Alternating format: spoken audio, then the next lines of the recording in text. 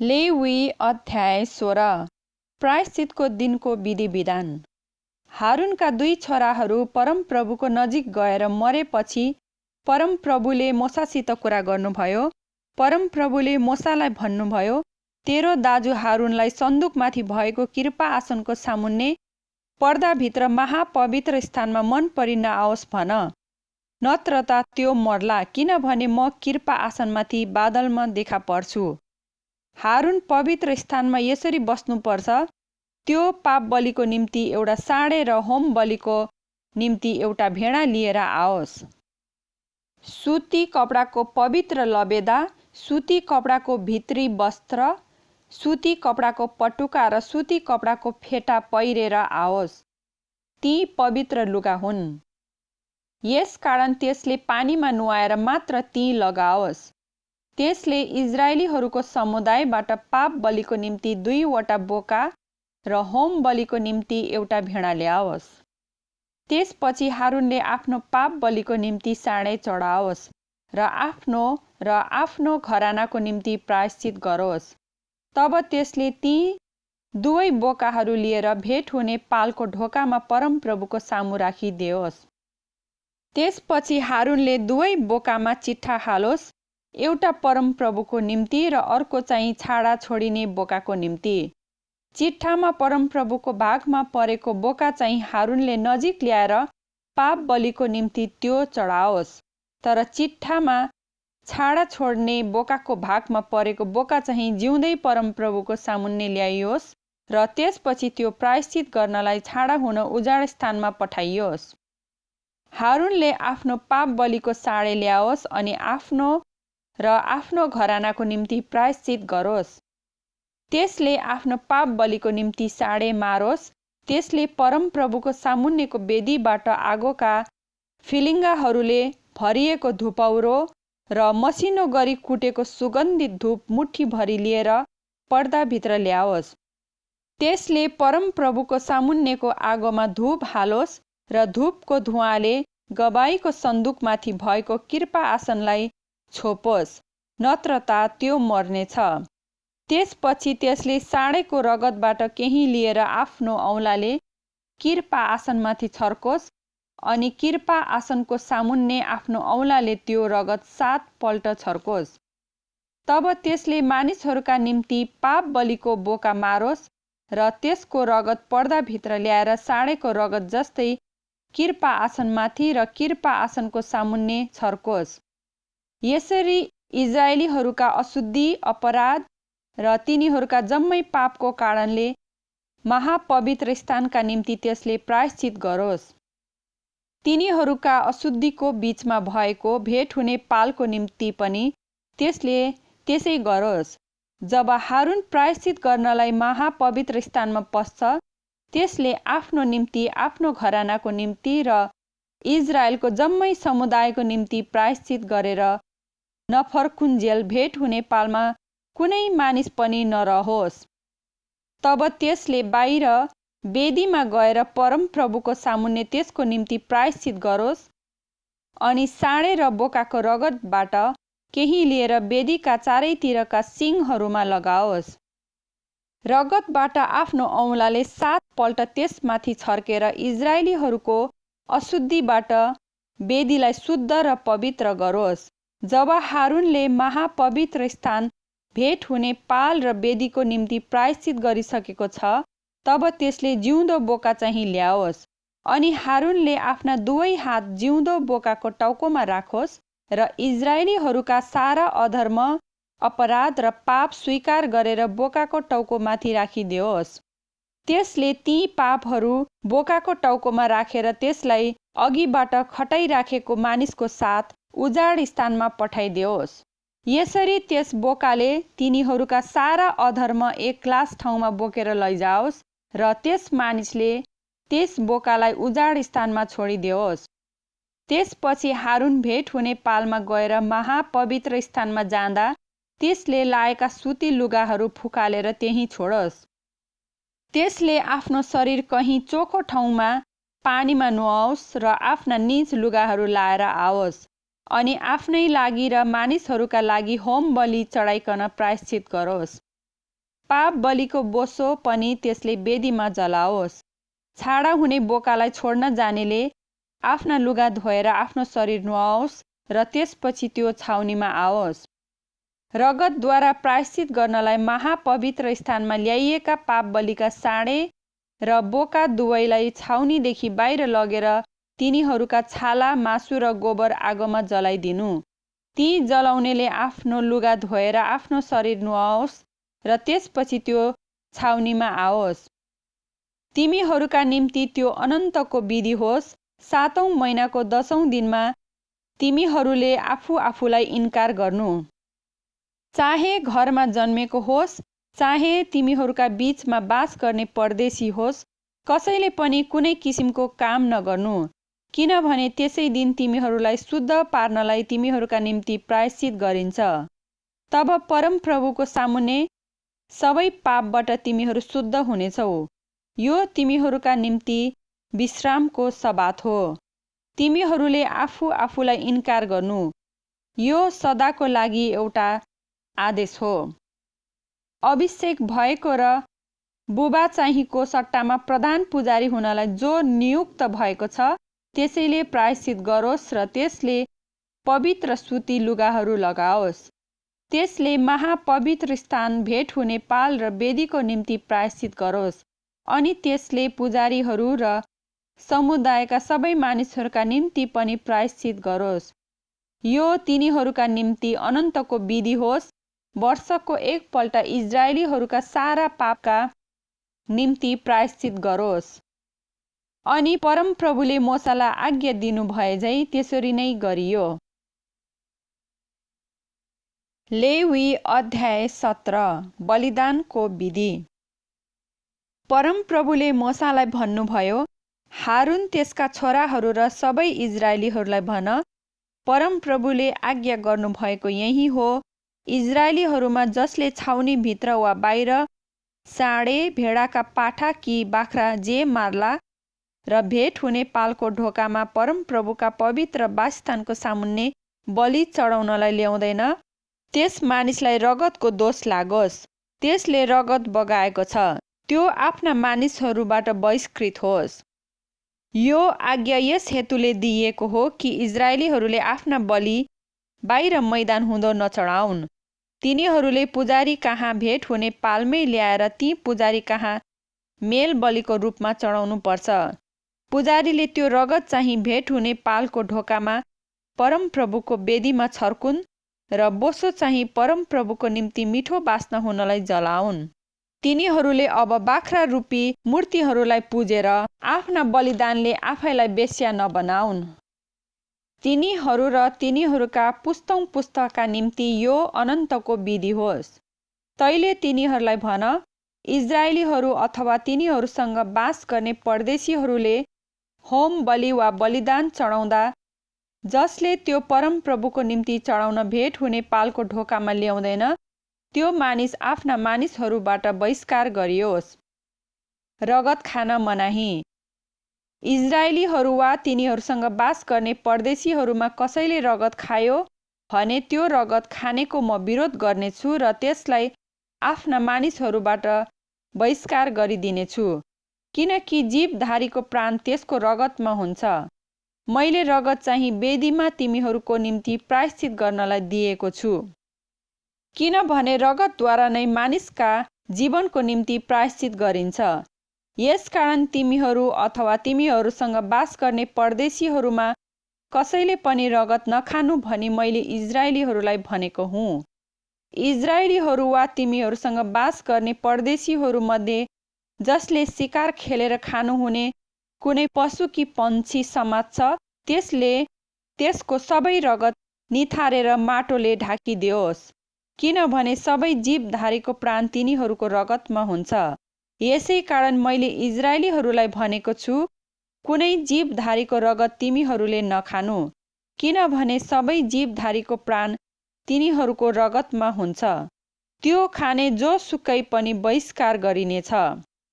स्वदेशी होस् वा परदेशी होस्, जसले आफै मरेको वा जङ्गली जनावरले फहराएको पशुको मासु खान्छ, त्यसले आफ्ना लुगा धुनुपर्छ र आफै पानीमा नुहाउनु पर्छ र साँझसम्म त्यो अशुद्ध रहनेछ।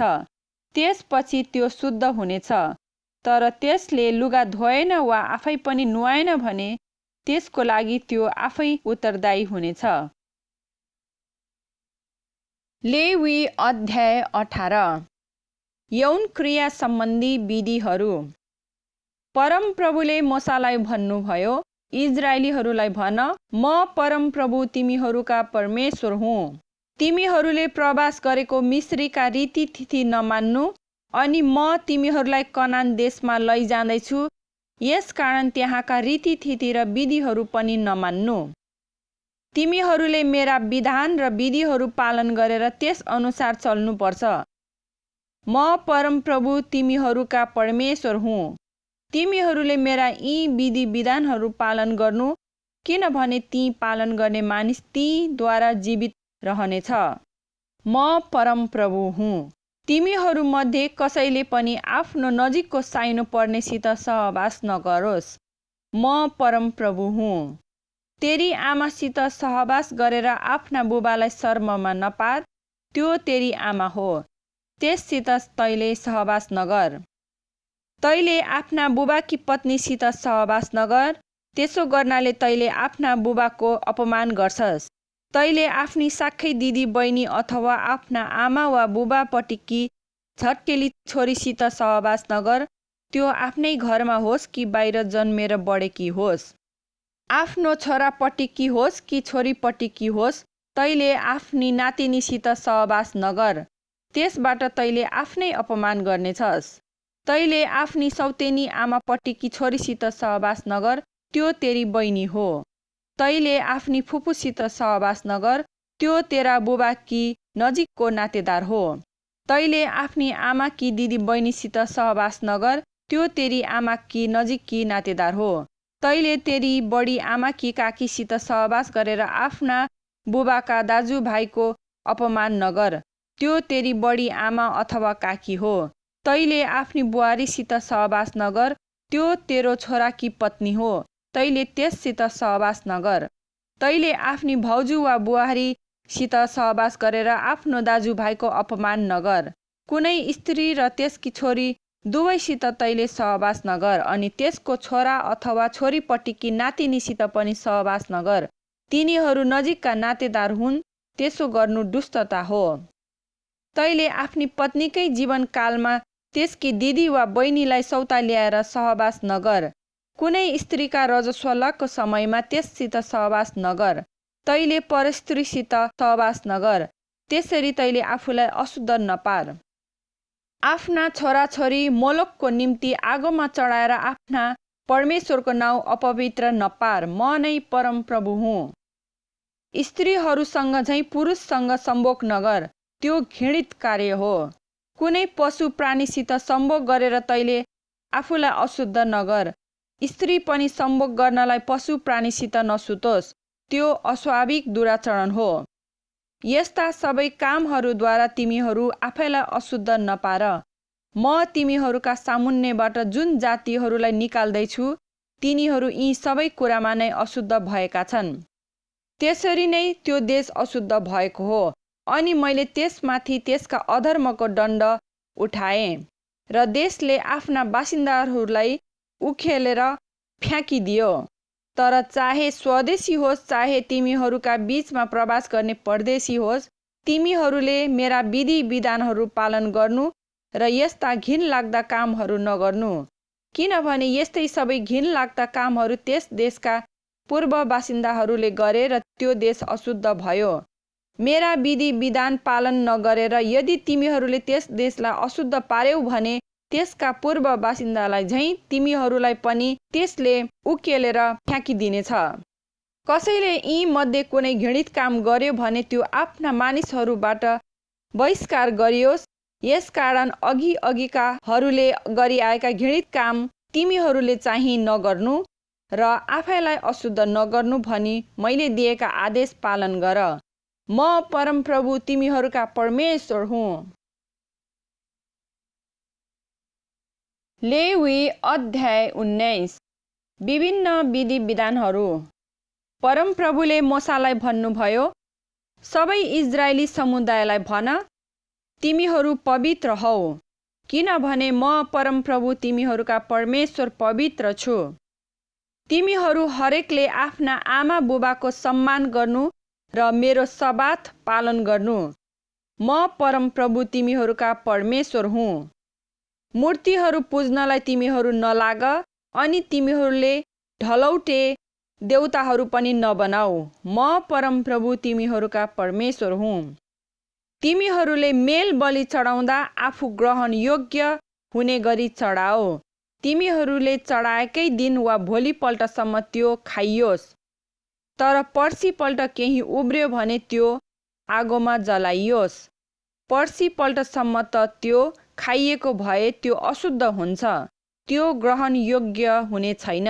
त्यो खाने हरेक आफ्नो अधर्मको लागि आफै जिम्मेवार हुनेछ, किनभने त्यसले परमप्रभुको पवित्र कुरो अपवित्र पार्यो, अनि त्यो आफ्ना मानिसहरूबाट बहिष्कार गरियोस्। जब तिमीहरू आफ्नो बाली काट्छौ, तब तिमीहरूले खेतको छेउसम्मै नकाट्नु, कटनीको सिला बाला नबटुल्नु। तिमीहरूले आफ्नो दाखबारीका फल निखारिकन नटिप्नु, अनि दाखबारीमा झरेका फलहरू नबटुल्नु। ती चाहिँ गरिब र परदेशीहरूका निम्ति छोडिदेऊ। म परमप्रभु तिमीहरूका परमेश्वर हुँ। तिमीहरूले चोरी नगर्नु, छल नगर्नु, एक अर्कासित झुट नबोल्नु। तिमीहरूले मेरो नाउँमा झुटा शपथ नखानु, त्यसो गर्नाले तिमीहरूले आफ्ना परमेश्वरको नाउँ अपवित्र पार्नेछौ। म परमप्रभु हुँ। तिमीहरूले आफ्नो छिमेकीलाई थिचोमिचो नगर्नु र त्यसलाई नलुट्नु। ज्यालामा काम गर्नेको पैसा एक रात पनि तिमीहरूसँग नरहोस्। बहिरालाई नसराप, अन्धाको अगाडि ठोक्कर लाग्ने कुरो नराख, तर आफ्ना परमेश्वरको भय मान। म परमप्रभु हुँ। तिमीहरूले अन्याय नगर, ठुलो होस् वा सानो होस्, मान्छे हेरेर होइन, तर सबै मान्छेको उचित न्याय गर। मानिसहरूका बीचमा निन्दा नफैलाओ। तिमीहरूले आफ्नो छिमेकीको जीवन जोखिममा नपार। म परमप्रभु हुँ। आफ्नो भाइ बन्धुसित दुश्मनी नराख। आफ्नो छिमेकीलाई खुल्लमखुल्ला हप्काओ, नत्र त पनि त्यसको अपराधमा साझेदार होलास्। आफ्ना आफन्तहरूसित बदला लिन नखोज र इबी नराख, तर आफ्नो छिमेकीलाई आफैलाई झैँ प्रेम गर। म परमप्रभु हुँ। तिमीहरूले मेरा नियमहरू पालन गर। दुई भिन्न भिन्न जातका पशुहरूलाई मिसिन नदेऊ। आफ्नो खेतमा दुई किसिमका बिउहरू नछर। तिमीहरूले दुई किसिमका धागो मिसिएको लुगा नलगाऊ। मगनी भएकी तर छुटकारा नपाएकी तथा स्वतन्त्र नभएकी कमारीसित कसैले सहवास गर्यो भने त्यसबारे जाँच पडताल गरियोस्। तिनीहरूलाई मार्नु चाहिँ हुँदैन, किनभने त्यो फुक्का थिइन।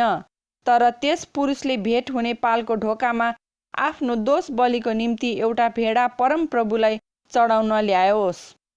अनि त्यस पापको निम्ति दोष बलिको भेडाद्वारा पुजारीले परमप्रभुको सामु प्रायश्चित गरून् र त्यसको पाप त्यसलाई क्षमा गरिनेछ। तिमीहरूले त्यस देशमा पुगेर कुनै प्रकारको खानु हुने फलको बिरुवा लगाएपछि 3 वर्षसम्म त्यसको फल खानु निषेध छ। चौथो वर्षमा चाहिँ सबै फल पवित्र हुनेछन् र परमप्रभुमा प्रशंसाको भेटी हुनेछन्। तर 5औं वर्षमा त्यसको फल तिमीहरूले खानुहुन्छ र त्यसको उत्पादन बढेर जानेछ। म परमप्रभु तिमीहरूका परमेश्वर हुँ। तिमीहरूले कुनै पशु पंक्षी त्यसको रगतै समेत नखानु। तिमीहरूले शकुन अपशकुन नमान्नु र टुना मुना नगर्नु। तिमीहरूले आफ्नो कञ्चटको कपाल नकाट्नु अनि आफ्नो दारीका कुना कुना नछाट्नु। मरेका मानिसका निम्ति आफ्नो शरीरमा काटेर चोट नबनाउनु अनि आफ्नो शरीरमा कुनै किसिमको छाप नबनाउनु।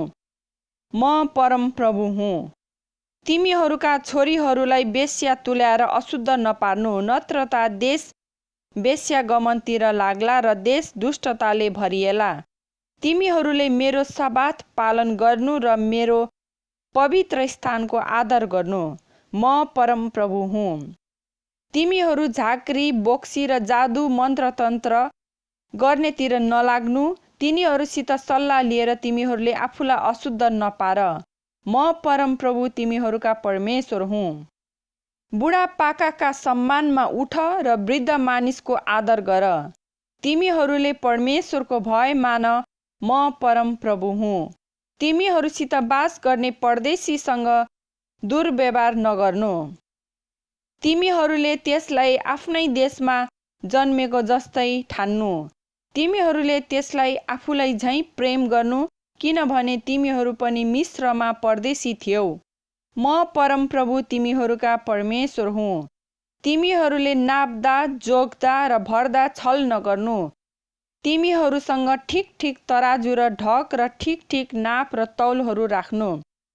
तिमीहरूलाई मिस्रबाट निकालेर ल्याउने म परमप्रभु तिमीहरूका परमेश्वर हुँ। तिमीहरूले मेरा सबै विधि विधानहरू पालन गर। म परमप्रभु हुँ। लेवी अध्याय 20। विभिन्न पापहरूका दण्ड। परमप्रभुले मूसालाई भन्नुभयो, इस्राएलीहरूलाई भन, इस्राएलीहरू अथवा तिमीहरूसित बास गर्ने परदेशीहरू जसले आफ्नो बालक मोलोखलाई चढाउँछ त्यो मारिनै पर्छ। समुदायका मानिसहरूले त्यसलाई ढुङ्गाले हानुन्। त्यसले आफ्नो बालक मोलोखलाई चढाउँदा मेरो पवित्र स्थान र पवित्र नाउँलाई अपवित्र गर्छ। यसकारण त्यसको विरोध गरेर म त्यसलाई आफ्ना मानिसहरूबाट बहिष्कार गरिदिनेछु। त्यसले आफ्नो बालक मोलोखलाई चढाउँदा समुदायका मानिसहरूले त्यस मानिसलाई नमारेर नदेखेको जस्तो गरे भने म त्यस मानिस र त्यसको परिवारको विरोध गर्नेछु र त्यसलाई र त्यसको साथमा मोलोक पछि लागेर आफूलाई वेश्या समान बनाउन सबैलाई आफ्ना मानिसहरूबाट म बहिष्कार गरिदिनेछु। जुन मानिस झाँक्री, बोक्सी र जादु मन्त्र गर्नेतिर लागेर मलाई विश्वासघात गर्छ त्यसको विरोध गरेर म त्यसलाई आफ्ना मानिसहरूबाट बहिष्कार गर्नेछु। आफैलाई ममा अर्पण गरेर पवित्र हौ, किनभने म परमप्रभु तिमीहरूका परमेश्वर हुँ। तिमीहरूले मेरा विधिहरू पालन गर। तिमीहरूलाई पवित्र तुल्याउने परमप्रभु म नै हुँ। जसले आफ्ना आमा बुबालाई सराप्छ त्यो मारिनै पर्छ। आफ्ना आमा बुबालाई सरापेको कारण त्यसको अपराध त्यसकै शिरमाथि परोस्। यदि कसैले अर्काकी पत्नीसित व्यभिचार गर्यो भने व्यभिचारी र व्यभिचारिणी दुवै मारिनै पर्छ। आफ्ना बुबाकी पत्नीसित सहवास गर्नेले आफ्ना बुबाको अनादर गरेको हो, ती दुवै मारिनै पर्छ। तिनीहरूको अपराध तिनीहरूकै शिरमाथि परोस्। कुनै मान्छेले आफ्नी बुहारीसित सहवास गर्यो भने ती दुवै मारिनै पर्छ, त्यो दुराचरण हो। तिनीहरूको अपराध तिनीहरूकै शिरमाथि परोस्। कुनै मान्छेले स्त्रीसँग सम्भोग गरे झैँ पुरुषसित गर्यो भने त्यो घृणित काम हो, तिनीहरू मारिनै पर्छ। तिनीहरूको अपराध तिनीहरूकै शिरमाथि परोस्। कुनै मान्छेले आमा र छोरी दुवैलाई राख्यो भने त्यो दुष्कर्म हो, त्यो ती दुवैसँग जलाइनु पर्छ र तिमीहरूका बीचमा यस्तो दुष्कर्म नहोस्। कसैले पशुसित सम्भोग गर्यो भने त्यो मानिस मारिनै पर्छ र त्यस पशुलाई पनि मारिदिनु। यदि कुनै स्त्री पशु सम्भोगमा फेला परी भने त्यो स्त्री र पशु दुवै मारिनै पर्छ। तिनीहरूको अपराध तिनीहरूकै शिरमाथि परोस्। कसैले आफ्नी बहिनी अर्थात् आफ्ना बुबा वा आमापट्टिकी छोरी विवाह गरेर तिनीहरूले यौन सम्बन्ध राखे भने त्यो लाजमर्दो कुरो हो। ती दुवै आफ्ना मानिसहरूका बीचबाट बहिष्कार गरिउन्।